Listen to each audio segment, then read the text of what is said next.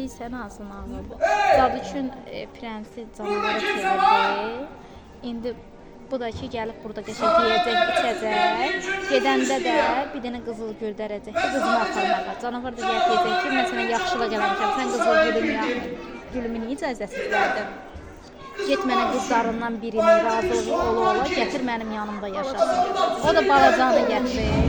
Balaca da gəlir, canavarı həqiqətən sevir. O da sonra göz yaşı tökür, insana dönür. Filmi də var ya. Onu kim yandırdı belə?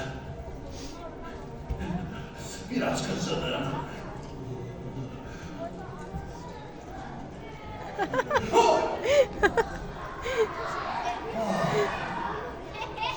Ne güzel kızıl güllerdi belə.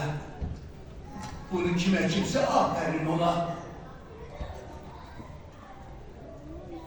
Elə bilirəm ki, bu güllerden birini çiçek kızın qeyr üçün dersem, hiç geç görmez.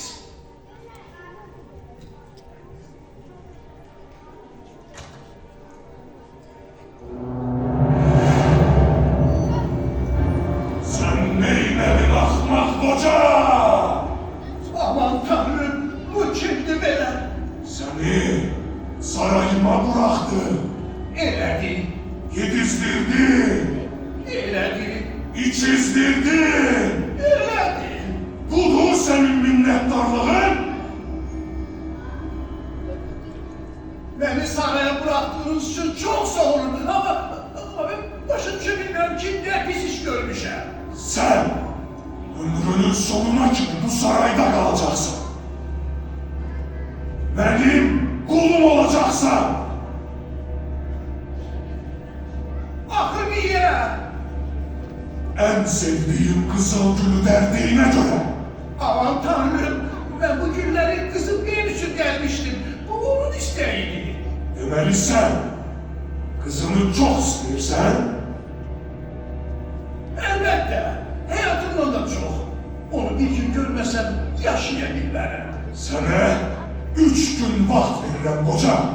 3 günün sonunda ya sen bu saraya gelip ömrünün sonuna kimi burada kalacaksan ya da ki kiçik kızım ben. 3 gün koca. 3 gün. Dayan, hiç yere gitme, dayan. Akın ben eve gece kaydacağım. Al bu yüzüğü. Parmağına taksan kifayet. 3 gün koca. 3 gün.